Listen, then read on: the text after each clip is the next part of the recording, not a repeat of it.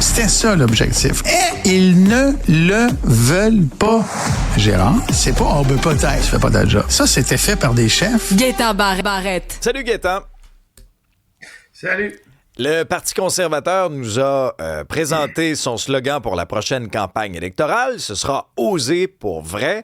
On nous a aussi promis, puis ça c'est majeur, là, des baisses d'impôts historiques. Comment tu vois ça, Gaétan? Est-ce que c'est réaliste ou c'est du populisme, de l'opportunisme?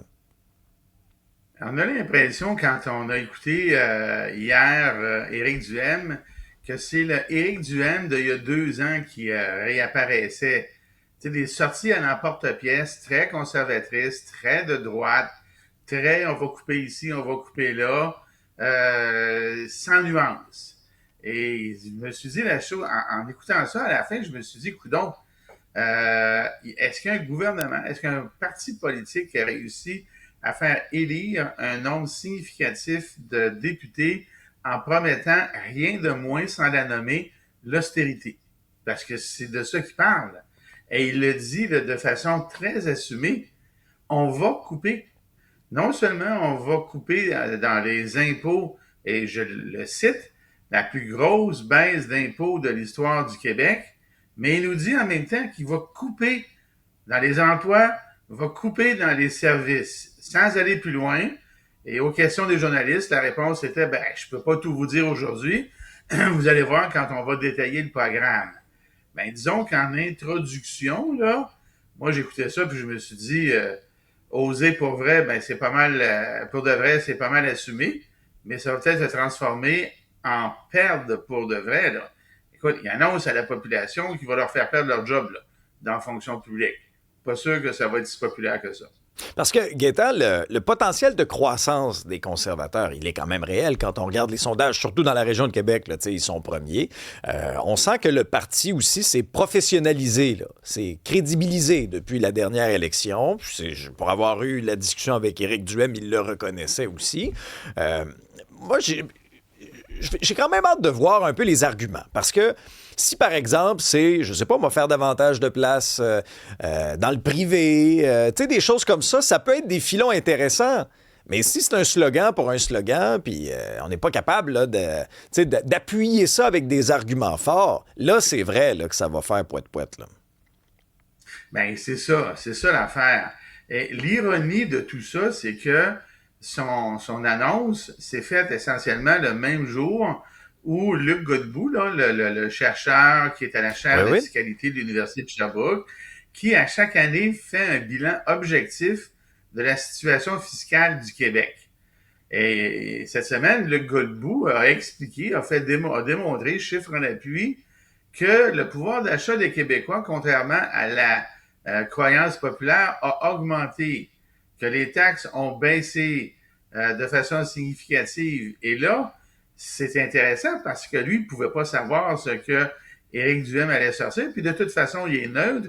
Et il nous dit, là, les baisses d'impôts, à partir de maintenant, ils vont arriver en compétition, en collision avec la quantité de services qu'on peut donner. Alors, en français, ça veut dire, là, on est rendu dans cette dynamique-là, on peut choisir de continuer dans cette dynamique-là. Mais là, attendez-vous pas à garder les mêmes services si on fait des baisses d'impôts encore. Et Éric Duhaime, c'est pas encore, c'est les plus fortes de l'histoire. Alors, tu sais, il y a quelque chose là-dedans, là, qui techniquement ne fonctionne pas, mais en même temps, il parle à un électorat chez qui ça pogne. Tu sais, trop de gouvernement, trop d'impôts, trop de ci, trop de ça. Et les solutions qu'il amène, c'est des solutions qui sont éminemment discutables. Mais en même temps, Gaétan, une petite cure minceur là, pour la fonction publique, là, ça ferait pas de tort nécessairement. Même François Legault l'avait promis. Souvenons-nous, François Legault l'avait promis. Qu'est-ce qui est arrivé? C'est pas ça du tout qui est arrivé. Au contraire, la fonction publique a continué de grossir. Moi, un coup de barre là-dessus, j'achète ça. Là. Oui. Puis je pense qu'il a raison là-dessus. Je pense qu'il a absolument raison. Mais là, c'est la question du cadre financier. Il va falloir qu'il nous fasse la démonstration que l'argent économisé dans la diminution de la grosseur de l'État ne touche pas au bout de la ligne au service. Il faut qu'il fasse cette démonstration-là. Et aujourd'hui, elle n'est pas faite. Mais sur le principe, on comprend, mais il arrive avec tellement d'ampleur dans sa proposition, là. En plus, il dit noir sur blanc, là. Tu sais, ça pas subtil, là. Il y a des services qui vont le couper. Je vais te donner un exemple, là, Oui. qui est spectaculaire. OK? C'est spectaculaire. Quand Éric Duhaime nous dit on va faire plus de places de privé en santé, OK? Ben là, je ne sais pas sur quelle planète il vit, là. J'ai hâte de voir sa démonstration, mais la démonstration n'existe pas, là. J'ai été là-dedans, là. Il n'y a rien au privé qui coûte moins cher qu'au public. Pas parce que c'est pas faisable, c'est parce que le gars qui est au privé, là, lui, il négocie des contrats de service avec toi. Sa job dans la vie, là, c'est pas de faire économiser de l'argent au gouvernement, là. Sa job dans la vie, c'est d'être rentable. C'est du privé. Et aujourd'hui, là, ce que je constate, c'est qu'au privé, qui est plus efficace que le public, mais il faut que tu négocies un contrat. Ben, au privé aujourd'hui, ça coûte plus cher pour le même service qu'au public. Alors, moi, si mon premier ministre, mon candidat me dit je vais faire de la place au privé parce que ça va me faire sauver de l'argent, puis comme ça, je vais pouvoir baisser les impôts. Ben là, fais-moi la démonstration là. Parce que dans la vraie vie, c'est pas comme ça que ça fonctionne. Le gars qui est au privé, lui, il est au privé. Tu veux pas acheter des services chez moi? Il n'y a pas de problème. Il y en a qui payent actuellement, qui vont continuer à payer. Alors, là, cette espèce c'est la pensée magique, là. Alors, le principe, il est correct. La mise en application, là, ben, je demande à voir. Et actuellement, là, je ne vois pas. Ce sera une grosse semaine la semaine prochaine. On va avoir notamment un sondage léger, un sondage synopsis. Et tu avais mis sur notre radar l'appui à la souveraineté. Ouais. Et je l'avais mis sur le radar parce que cette semaine, Palace, avec l'actualité, puis Philippe J. Fournier, celui qui fait ses sondages, Québec 125, j'imagine qu'à un moment donné, ils vont changer de nom à Québec 127.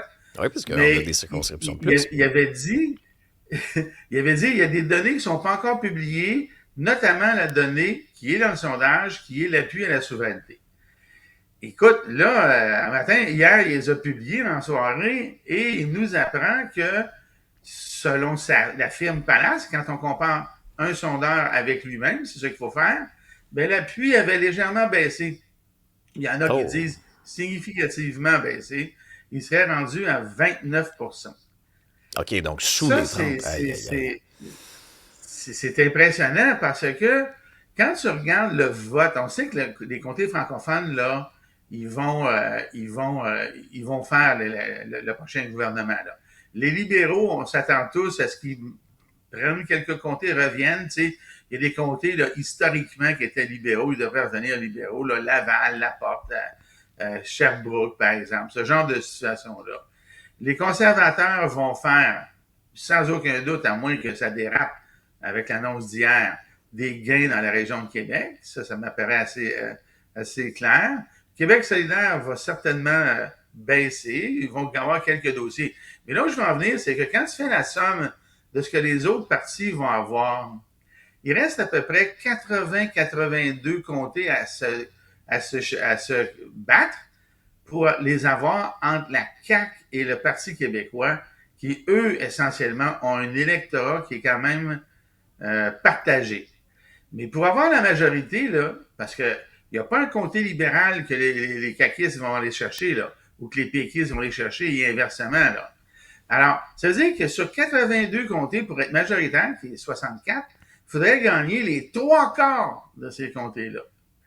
C'est toute une commande. C'est pas fait. C'est ça, la réalité, là. Alors, quand je regarde ça, puis que je regarde Éric Duhaime donne une leçon politique chez les francophones aujourd'hui, là.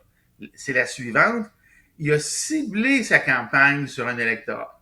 Il a ciblé des comtés. Et les sondages montrent, incluant celui de Palace, montrent que ça fonctionne. Ça fonctionne.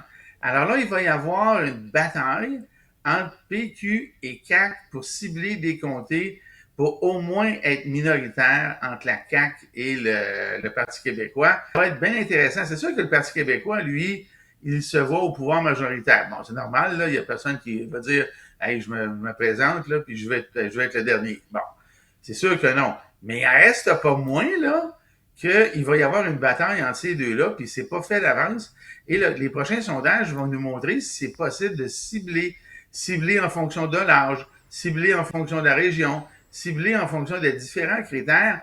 Et ça va être en quelque part assez passionnant, merci. Ça sera pas là un automatisme comme on a déjà vu dans certaines campagnes électorales. Alors, j'ai hâte de voir, mais là, aujourd'hui, je trouve que le chiffre de la souveraineté chez le même sondeur qui montre une baisse, c'est pas un bon signe pour le Parti québécois. Ça veut dire qu'il y aura toujours un noyau dur d'électeurs du PQ. C'est normal. C'est leur option. Ils vivent, leur vie littéralement a été là-dessus. Mais là, il y en a moins. Ils vont où, ces moins-là? Est-ce qu'ils vont aller aux conservateurs, à la CAQ, aux libéraux? Je ne sais pas. Mais ce n'est pas un bon signal actuellement. Et c'est pour ça qu'aujourd'hui, si j'avais à mettre un 25 cents à la table, là, ou plus, je dirais un gouvernement minoritaire.